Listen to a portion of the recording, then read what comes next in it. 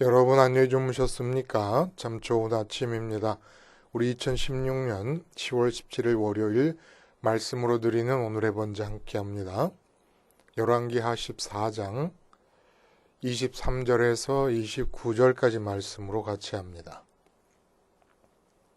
27절까지만 같이 읽어보겠습니다. 시작.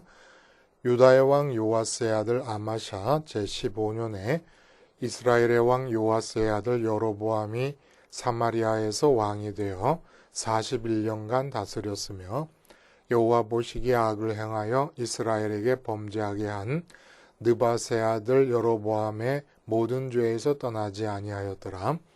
이스라엘의 하나님 여호와께서 그의 종 가드헤벨 아미떼의 아들 선지자 요나를 통하여 하신 말씀과 같이 여로보암이 이스라엘 영토를 회복하되 하맛 어귀에서부터 아라바 바다까지 하였으니 이는 여호와께서 이스라엘의 고난이 심하여 매인자도 없고 노인자도 없고 이스라엘을 도울 자도 없음을 보셨고 여호와께서 또 이스라엘의 이름을 천하에서 없이 하겠다고도 아니하셨으므로 요아스의 아들 여로보암의 손으로 구원하심이었더라.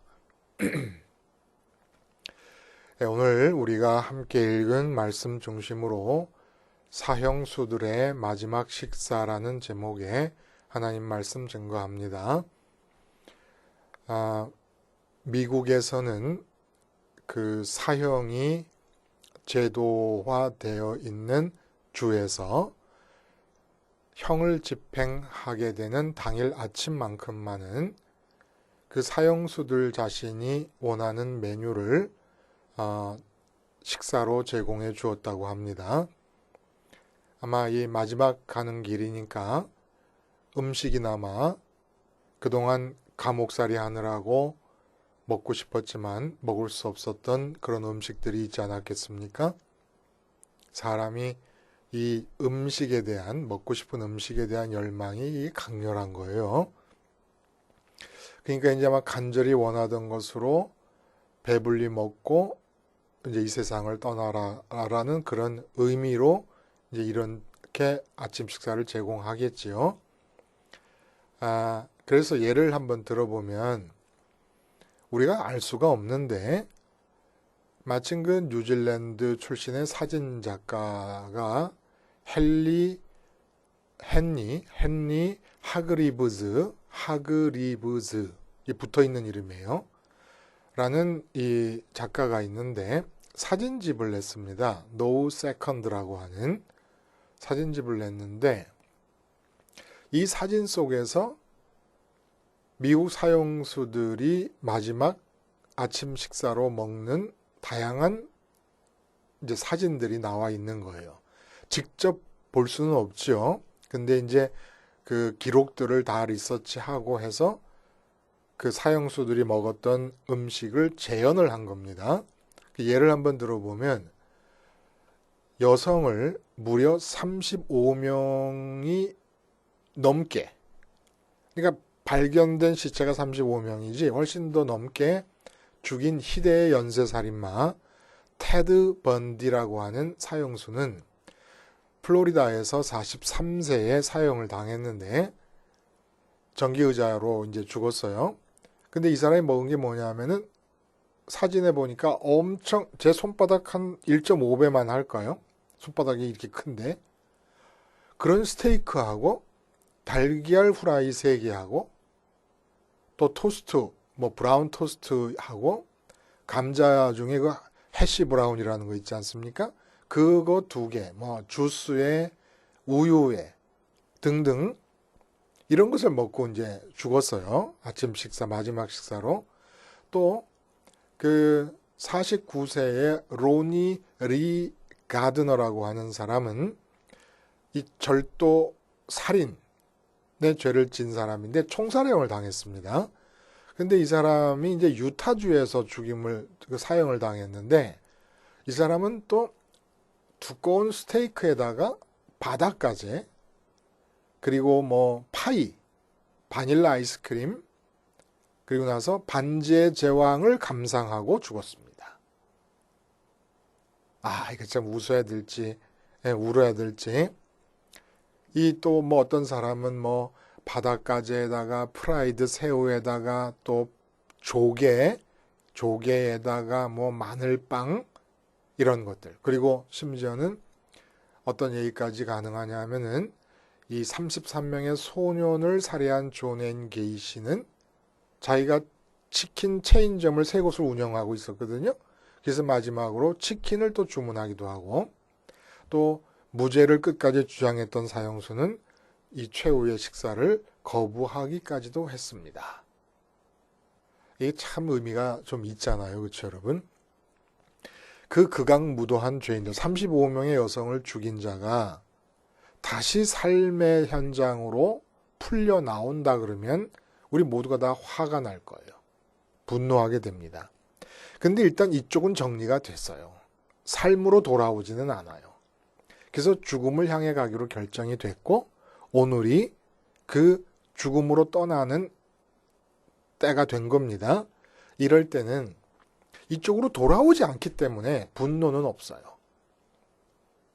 그쪽으로 물론 그래도 당한 피해자들의 가족들이나 이런 사람들은, 분노하는 사람들이 그 죽음을 보면서도 있을 수 있지만 인지상정적으로는 이쪽으로 돌아오지 않고 죽음을 향해 가게 된다 그러면 이 측은지심이 생기는 거죠. 그래서 매기는 것 같아요. 배나 부른 상태에서 떠나라 하는 그런 의미로 오늘 성경이 영적인 의미에서 사형수들의 마지막 식사에 대한 이야기를 해주고 계십니다. 참 슬퍼요.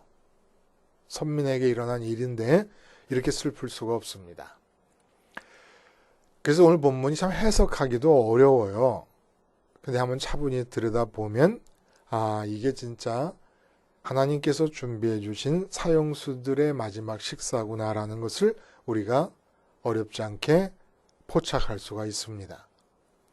여로보암 2세에 대한 얘기예요. 북왕국 이스라엘의 제13대 왕 예후 왕조에서는 그 아합 왕이 죽고 나서, 그러니까 아합 왕은 오므리 왕조에 속하지 않았습니까? 예후 왕조가 이제 오므리 왕조가 끝나면서 시작되는데 그 예후 왕조에서는 4대째 왕이에요. 근데 이 사람이 무려 41년이나 통치를 합니다. 여로보암이라는 이름 우리가 기억하시잖아요. 북왕국을 이 남왕국 유다 솔로몬이 죽고 나서 르호보암 왕이 되었을 때 그곳으로부터 갈라내서 남북 왕국으로 분열되게 한 북왕국의 이 창건자인 여로보암을 우리가 구분하기 위해서 1세라 그러고, 오늘 본문에 나오는 사람을 여로보암 2세라고 얘기를 합니다. 그러니까 그 북왕국이 세워진 지 140여 년이 지난 상황입니다. 주전 930년에 세워졌는데 지금은 이 사람이 이제 통치를 시작한 게 793년이니까 한 137년이 지난 상태예요. 근데 문제는 이 여로보암 2세 왕 140년가량이 지나서 북왕국 역사상 유례가 없을 정도로 전무후무한, 뒤에도 없어요. 앞에도 없었고 뒤에도 없을 정도로 국가가 번창합니다. 영토가 원래 다윗 왕 때에 확보했던 하나님이 약속해 주신 그 경계까지 다 회복이 되고 경제적으로도 전무후무한 번영을 이루게 됩니다. 이 참 재밌는 이야기라는 겁니다. 근데 앞에서 우리가 이 말씀 속에서 읽었습니다마는 다른 여느 북왕국의 이스라엘 왕들과 똑같이 마찬가지로 북왕국을 건국한 여로보암 1세가 열어놓은 죄악의 길을 고스란히 유지하고 있었음에도 불구하고 이런 번영이 주어졌다는 거예요. 24절에 여호와 보시기에 악을 행하여 이스라엘에게 범죄하게 한 느밧의 아들 여로보암의 모든 죄에서 떠나지 아니하였더라. 여로보암의 죄가 있고 우상 숭배, 이 아합 왕 때부터 북왕국을 지배하고 있었던 이게 다 뭡니까? 바알 숭배 아니에요. 사실 그 전부터도 있었지만 그때 전성을 이루었고, 그리고 그 우여곡절 속에서도 아세라 목상이 계속 남아있고, 아세라 목상은 바알이 신의 엄마 신이라고도 하고 뭐 또 부인이라고도 하는데 이 다 풍요와 다산을 관장한다고 믿어졌던 신들이거든요. 이런 신들이 그냥 있는 이런 상태인데 이 역사적으로 최고의 번영을 이뤘다는 게 이게 말이 되느냐 이겁니다. 그러니까 그냥 주석들을 가만히 들여다보니까 그냥 하나님의 자비하심으로 그렇게 이해를 해버려요. 긍휼이 많으신 하나님의 자비하심으로. 근데 이게 의문이 간다는 거예요. 왜 의문이 가느냐? 오늘 본문에 보면은 이제 이렇게 얘기하세요. 이는 여호와께서 이스라엘의 고난이 심하여 매인자도 없고 노인자도 없고 이스라엘을 도울 자도 없음을 보셨고, 아주 질문거리가 너무너무 많은 구절입니다. 이게 지금 언뜻 보기에는 그냥 하나님께서 이스라엘이 고난이 심하여 불쌍하셔서 그 죄악에도 불구하고 이렇게 번영하게 해주셨구나 이렇게 생각하면 절대 그런 게 아니라는 거예요. 그리고 27절에 여호와께서 또 이스라엘의 이름을 천하에서 없이 하겠다고도 아니하셨으므로 요아스의 아들 여로보암의 손으로 구원하심이었더라. 이 여로보암은 지금 앞선 여로보암의 죄를 답습하고 우상 숭배자인 죄인입니다. 극악한 죄인이에요. 근데 그의 손으로 구원하셨다라는 얘기를 합니다. 이게 그냥 그럼에도 불구하고 주신 하나님의 은혜와 긍휼이 여기심이라고 해놓고 넘어갈 일이 아니라는 겁니다. 그러면 무슨 문제냐? 보세요. 이스라엘이 고난이 심하여 매인자도 없고 노인자도 없고 이스라엘을 도울 자도 없음을 보셨고 라는 얘기를 하십니다. 근데 이게 얼마나 웃기는 얘기인지 아십니까, 여러분? 왜 웃기느냐 하면은 그 북왕국 이스라엘의 모든 왕들이 여로보암 1세의 죄악을 다 답습했습니다. 그래서 여기서 말할 때 이스라엘의 고난이 심하여라고 하는 구절은 여로보암 2세 때만이 특징적인 게 아니에요. 그 앞선 역사 속에서 모든 역사에서 다 이 고난이 있었습니다. 예를 들면 바로 앞장에서 22절에 여호아하스 왕의 시대에 아람 왕 하사엘이 항상 이스라엘을 학대하였으나 이스라엘의 고난이 있었다는 얘기예요. 그러면 우리 질문은 이런 거예요. 여로보암 2세나 그 앞에 있었던 왕들이나 죄악이 똑같고 백성들의 상태도 똑같아요. 죄악된 상태를 걷는 게. 근데 왜 지금은 이렇게 풍요와 다산의 번영을 허락해 주시고 강력한 국력을 허락해 주셨을까? 라는 겁니다. 죄악이 다 마찬가지인데도. 왜 좀 더 일찍 다른 왕들에게는 이런 번영을 주시지 않았는가? 어차피 죄인됨이 똑같다고 한다 그러면. 그리고 이스라엘의 고난이 심하였다고 하지만 실은 이 이스라엘의 고난이라는 것, 선민에게 주어진 고난이라는 것은 이유가 언제나 이스라엘 백성들의 패역함과 그 왕들의 패역함에 대한 하나님의 책망이 이유였습니다. 그러니까 하나님께서 고난을 주셔놓고는 왜 하나님께서 다 그 이스라엘 백성들의 영적 상태가 패역한 상태에서 돌이키지 않기 때문에 고난을 주셔서 이 땅 위에서의 풍요와 다산을 많이 이루어서 안정된 삶을 살려고 하는 선민들에게 지진을 허락하신 거 아닙니까? 그러니까 고난이 하나님께서 오늘 본문처럼 말하시면 마치 하나님은 전혀 모르시다가 어느 날 갑자기 북왕국 이스라엘을 쳐다보니까 고난이 극심한 상태에 처해 있어서 어이구 얘네들이 왜 이래?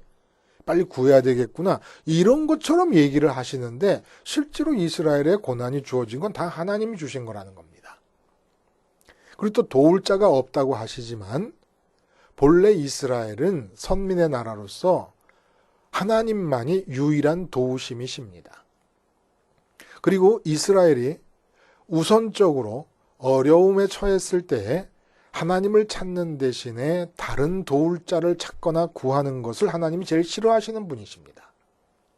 근데 도울 자가 없다. 그래서 이렇게 긍휼을 베푸신다? 말이 안 된다는 거예요. 심지어는 하나님은 어려운 고난 가운데서 하나님께 나오는 대신에, 먼저 나오는 대신에 자구책을 동원하는 것조차도 안 좋아하십니다. 도울 자가 없다고 하는 것이 문제가 되기 이전에 자구책을 동원하는 것도 안 좋아하시는 분이세요. 그리고 또 이해하기 힘든 건 그 다음 절에 이스라엘의 이름을 천하에서 없이 하겠다고도 아니하셨으므로 라고 얘기하세요. 근데 이걸 또 주석들은 너무 쉽게 해석을 해버리는 겁니다. 하나님께서 이스라엘 구원하신 까닭은 조상에게 언약을 해주셨기 때문이다. 이들의 공로가 아니다. 여로보암 왕의 개인적 능력이나 그들의 신하들의 탁월한 술수에 의한 것이 아니고 이스라엘 백성을 향하신 하나님의 무조건적인 사랑을 나타내셨기 때문이다. 이렇게 얘기를 합니다. 하나님의 자비와 긍휼이 무한하시고 죄인들조차도 사랑하시는 사랑의 무한하심은 사실이지만 오늘 본문이 그것을 얘기하는 것이냐 이거예요. 아니라는 거예요. 이상한 얘기를 해요. 본문이. 뭐라 그러냐면은 이스라엘의 이름을 천하에서 없이 하겠다고도 아니하셨다. 도대체 이게 무슨 말이에요? 만약에 부부싸움을 했어요. 근데 남편이 부부싸움 끝에 이렇게 얘기했다고 해봅시다. 지금까지 당신의 행동이 아무리 내 마음에 들지 않아도 내가 당신을 목 졸라 죽이겠다는 생각을 해본 적은 없어. 그래서 아직 당신을 안 죽이고 있었던 것이야. 이렇게 말했다고 해봅시다. 이게 무슨 뜻입니까? 그리고 아니면 혹은 이렇게 표현을 바꿔봐요. 지금까지 아무리 우리가 극심하게 싸웠어도 당신이 이 세상에서 아예 없어졌으면 좋겠다는 생각을 해본 적은 없어. 이렇게 얘기했다고 합시다. 그럼 이게 뭐죠? 이제까지 아무리 극심하게 싸워도 당신이 없어질 것을 생각해 본 적은 없지만 지금은 당신이 없어질 것에 대한 생각을 내가 마음에서 떠올린다라는 뜻 아니겠습니까? 이 지상에서, 이 땅에서 이스라엘의 이름을 없이 하겠다는 생각을 하신지도 않았기 때문에 이들을 남겨뒀다. 이게 무슨 뜻을 말하는 겁니까? 참 슬픈 일이에요. 하나님의 눈물이 보이십니까, 여러분? 본문에서 하나님과 선민들 간의 관계의 패턴이 있어요. 하나님을 배반합니다. 여로보암의 죄나 우상숭배의 죄도 다 마찬가지 영역에 들어가죠. 하나님을 배반하는 거죠. 그럼 하나님의 징계가 임합니다. 그러면 고난을 당한 이스라엘이 회개합니다. 그러면 다시 하나님이 평강을 허락하십니다. 평강이 지속되다 보면 다시금 또 죄악의 길을 걷습니다. 근데 오늘 여로보암 2세 왕의 통치는 어떻게 됐느냐? 여로보암의 죄와 우상숭배의 죄가 있습니다. 하나님을 배반했습니다. 그 다음에 하나님의 징계가 와야 되는데 하나님의 징계 대신에 곧장 하나님께서 풍요와 다산을 허락해 버리시는데 어느 정도였냐면은 역사상 최고의 번영을 누리도록 허락하십니다. 당연히 이스라엘의 회개도 없습니다. 이런 패턴의 변화가 의미하는 바가 무엇일까요? 이게 바로 사형수의 마지막 식사라는 겁니다. 하나님이 이제 선민을 포기하십니다. 정확히 표현하자면 하나님이 포기하시는 것이 아니라 끝내 하나님이 끌어당기시는 하나님의 기대와 사랑의 끈을 선민들이 끊어내고 말았습니다. 선민이 당한 이제까지의 모든 고난은 목적이 하나예요. 하나님이 주신 것으로서 너희 마음의 지성소에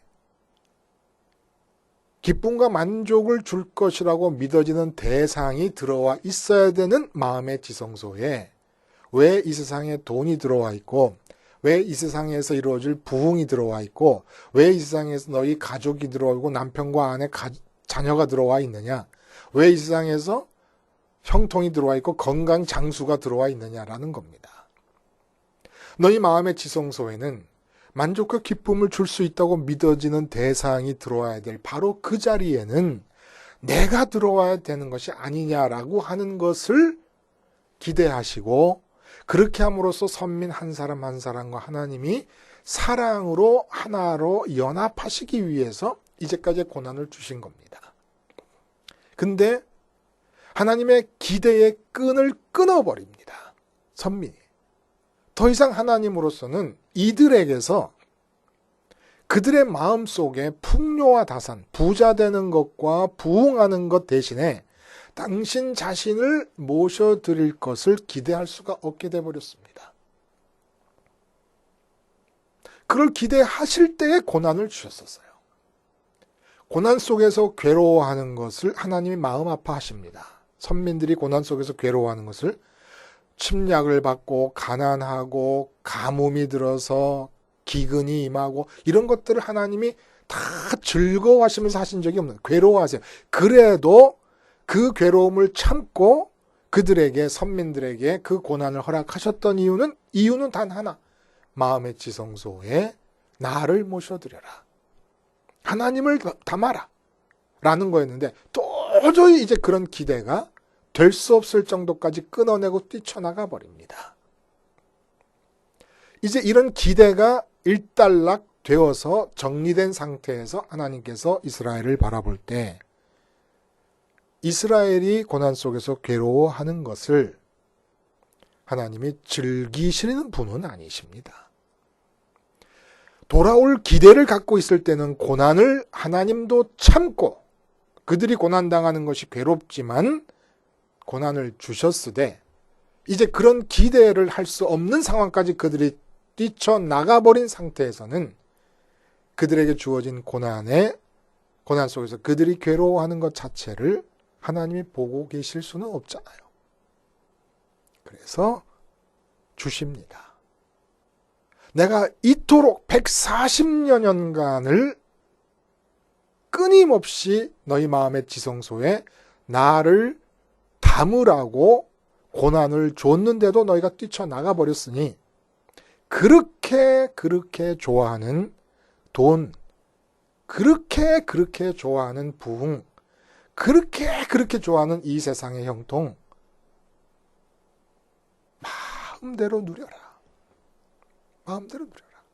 어차피 지금 돌아올 기대를 할 수 없는 상황에서 고난에 무슨 의미가 있겠느냐? 왜 너희가 고난을 받으며 괴로워하는 모습을 내가 볼 필요가 있겠느냐? 마음껏 먹어라.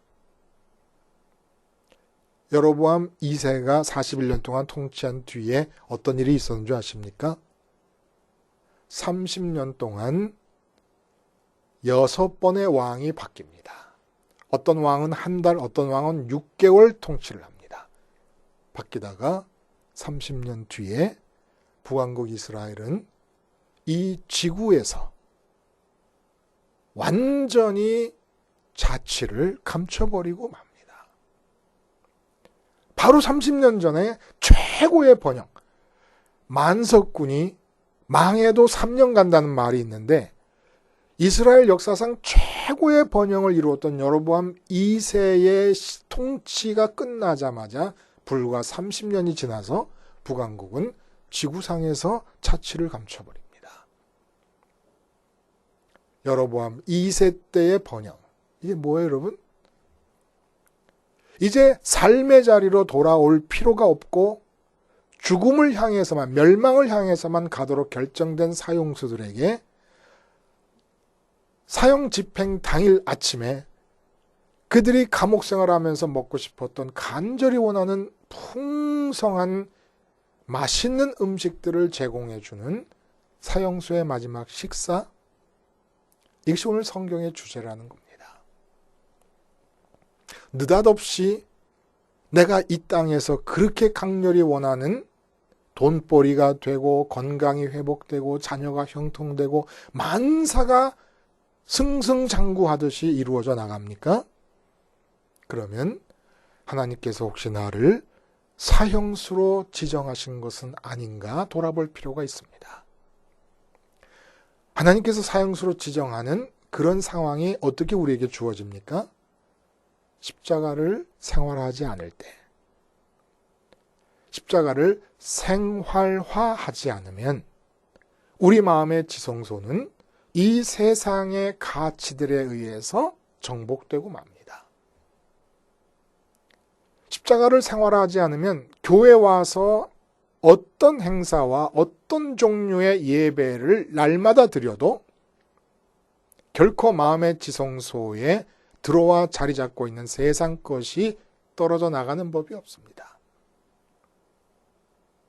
마음에서 내가 왜 지금 기뻐하고 왜 근심하고 왜 걱정하고 불안해하고 두려워하고 있는가 이유를 찾아내서 마음의 지성소에 하나님이 아니라 세상 것이 들어와 있는 상태가 발견될 때마다 내 마음이 유전자의 성향을 따라서 세상 것을 마음의 지성소에 끌어들여서 이것만 이루어지면 기쁠 텐데, 이것만 이루어지면 걱정이 없을 텐데, 이렇게 안정된 삶을 살 수 있을 텐데 라고 바라는 경향이 나올 때마다 십자가에서 죽지 아니하면, 이것을 사도 바울은 빌립보서에서 십자가의 원수로 행한다라고 표현을 합니다. 십자가에서 죽음이 생활화되지 않으면 세상의 가치가 마음의 지성소에 들어와 있게 되고, 이것이 변동 없이 지탱되다 보면 하나님께서 고난을 주시다 어느 순간이 되면 여러분들이 세상에서 그렇게 원하는 세상 것들을 여러분 스스로도 놀랄 정도로 주실 날이 올지도 모릅니다. 그러면 여러분은 사형수가 된 것입니다. 고난이 임하고 계십니까? 어렵습니까? 아직도 하나님께서 돌아오기를 기다리고 계시기 때문입니다. 십자가 생활화를 통하여 우리가 자발적으로 하나님께 마음을 드리기만 하면 우리 몸은 하나님의 뜻을 이루기 위한 하나님의 계획에 미천이 되어드릴 수 있습니다. 그렇게 되면 우리 마음은 하늘에 올라가서 기쁨과 만족을 누릴 수 있는 특권 안에서 이 세상 일은 가난하든 부하든 대통령도 될 수 있고 수위도 될 수 있어요. 수위가 창피합니까? 대통령이 특별히 자랑스러울 것입니까? 하나님의 뜻이라서 되어지면 그것으로 되는 것이지, 하나님의 뜻이 이루어지는 삶을 살아들 수가 있어요. 근데 왜 우리 마음을 주님 따라서 승천하신 주님 따라 하늘로 올려보내질 못하고 십자가에서 죽으신 주님 따라 세상에 대해 죽지를 못하는 겁니까? 결국은 사형수의 자리까지 나가야 되는 겁니까? 사형수가 됐느냐 안 됐느냐 어떻게 알아요? 내가 마음에 그렇게 간절히 원하던 세상의 가치, 그렇게 먹고 싶었던 스테이크, 그렇게 먹고 싶었던 바닷가재, 이런 것들이 느닷없이 주어지기 시작한다. 아마 10중 8구는 하나님께서 여러분을 멸망으로 결정하신 사형수가 되었기 때문이 아닐까라는 것을 의심해 보라고 오늘 본문을 통해 말씀하고 계십니다. 기도하시겠습니다. 하나님 아버지, 십자가 생활화로 사형수의 마지막 식사만은 피할 수 있게 해주시고 바닷가재나 스테이크 같은 세상 현실이 주어지든 푸송기 같은 세상 현실이 주어지든 오직 하나님의 뜻만이 이루어지게 하여 주시옵소서. 예수님의 이름으로 기도하옵나이다. 아멘.